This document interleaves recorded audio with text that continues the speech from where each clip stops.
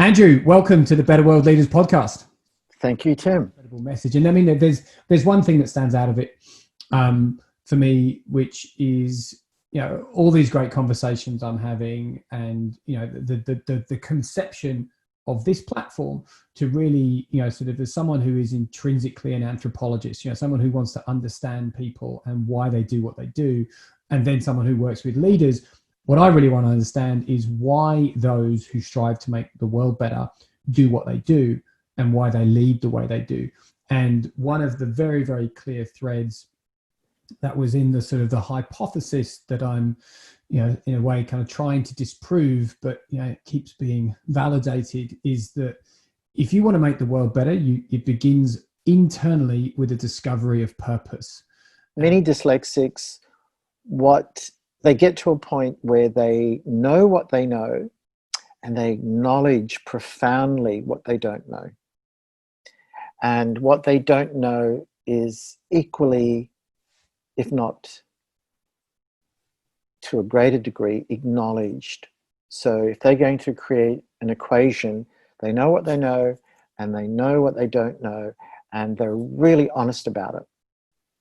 And to complete the equation, they enter that space on their terms of working with another, creating different solutions to get to that point. But often it's working with a team of people.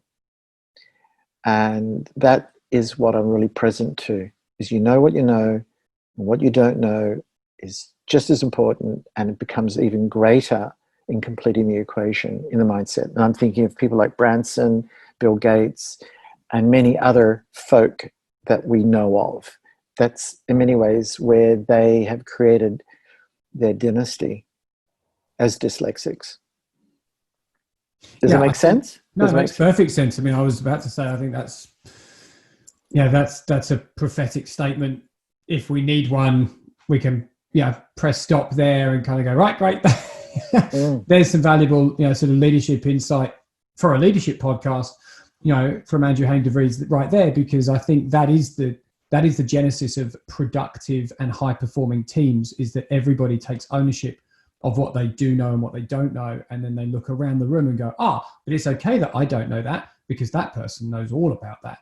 And that person knows all about that, and so on and so on. And it's that humility and that vulnerability that comes from that introspection that actually allows somebody, definitely as a leader, but even as a participant, in a team following a leader, to say, it's okay, I'm here to serve this function, journey. I mean, what sort of observations would you make now as to what you sort of believe the role of a leader is, especially one who's orientated towards striving to make the world better and having, serving a higher purpose? Yeah.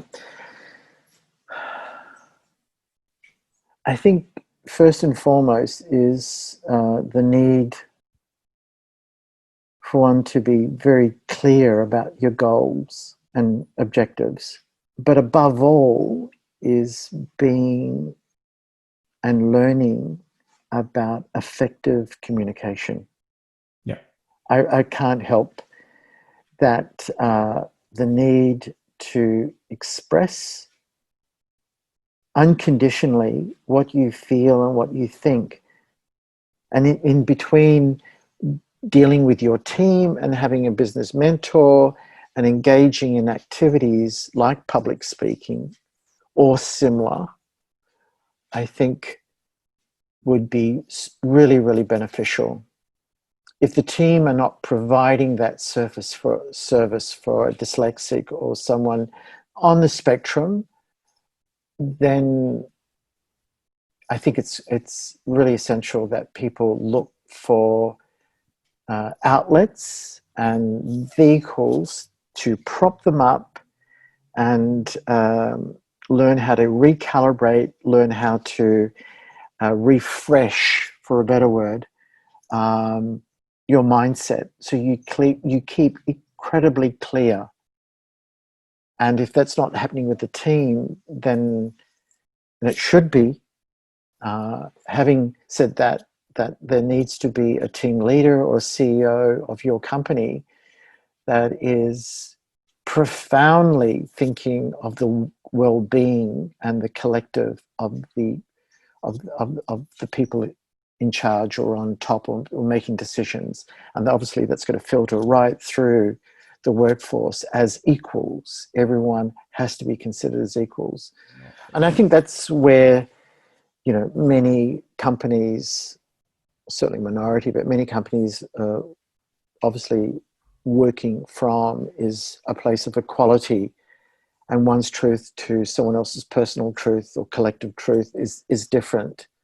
So again, that communication across the platform is paramount, and you need a united team.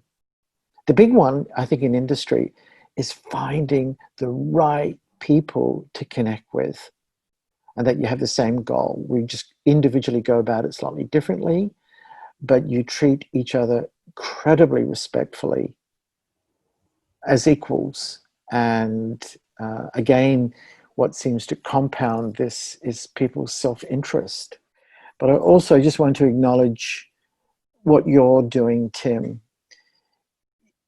If we're talking about people's stories and we are creating access to people's individual journeys, and if that's helping or contributing by listening or some form of sharing and building a more progressive system in our current environment, communication and being inspired and hopefully not making too many errors, but that's the law of life, and learning from these errors and building, I'm all for it.